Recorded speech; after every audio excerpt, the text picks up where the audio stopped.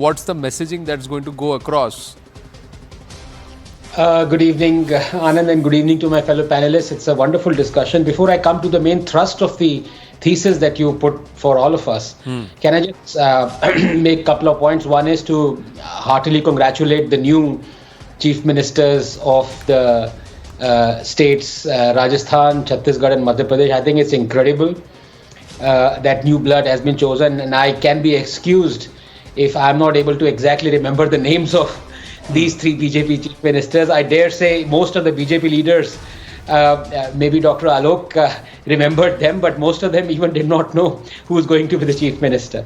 But that's something incredible, and that's to be encouraged and that's to be applauded, because it's just unbelievable that someone who has been a chief minister incumbent for 18 years and got them a landslide bigger than any other state in living memory has happily relinquished his position and given chance to a complete newbie.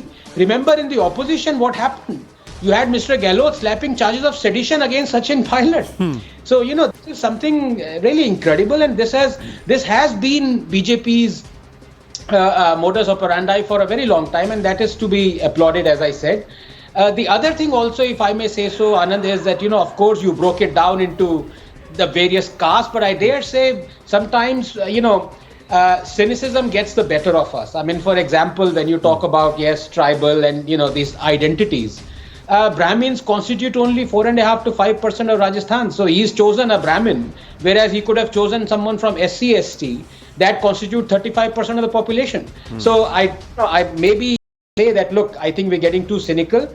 We have chosen people on the basis of their aptitude and ability, so let's go forward with that. I mean, let's leave it at that. But now coming back to the two issues, because that's very important. You talked about the caste and where does Congress go from here. Clearly, it has been shown the door. But the fact of the matter is that, let's be very honest about it, raking up the caste is the last throw of dice for the Congress.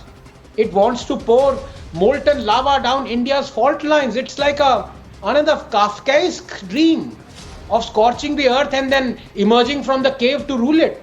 So like a self-obsessed Pied Piper, they are leading mice and men to the cliff edge. Their army is marching in step and ominously, like Jinnah's was. But there's a difference. While Jinnah, who said, we will either have a divided India or a destroyed India, manage the former, Congress is intent upon managing the latter. I have said this before and I repeat. Making sense of Rahul Gandhi is as easy as consuming rasam with chopsticks. Remember, he is the same industrial scale liar who called the farm laws as black laws and incited the entire country against them, but didn't disclose that the exact 3 farm reforms were promised by him in the Congress manifesto. Remember, he is the same guy who came onto the streets against the CAA but did not tell the protesters that it was his party that demanded citizenship rights for Bangladeshi minorities, i.e. Hindus. He is the same hypocrite who says Modi is in the pocket of Adani and that Adani is corrupt but does not inform the nation that his Congress states continue to be invested 85,000 crores in Adani. So this is the hypocrisy of Rahul Gandhi. He is hypocrisy incarnate. Now very quickly let me come to the question of reservations. It is amusing, Anand, that Rahul Gandhi is now waxing eloquent about caste census when it was his government at the center that conducted the caste census but did not make it public for 3 years.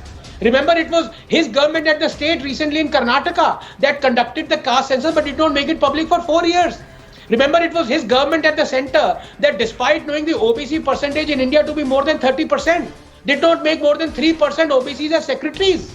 Remember, it was his government in Rajasthan that gave only 10% tickets to women for recent elections. This while he cries for 33% reservation, and today he wants to give them rights. And when he says, Jitni abadi, utna haq, does he even understand the repercussions of what he's saying, or what havoc his statement can bring to minorities, both ethnic and religious, among communities? Finally, as far as reservations are concerned, beyond the hypocrisy of every political party, Anand, I have very briefly 3 points to make. Number one, if this is a moral obligation, then why is the creamy layer also included in the quotas?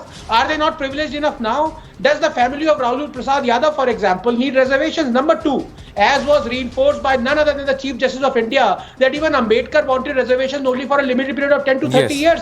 Why do our present crop of politicians not have the guts to implement that? And finally, 30 seconds, 3.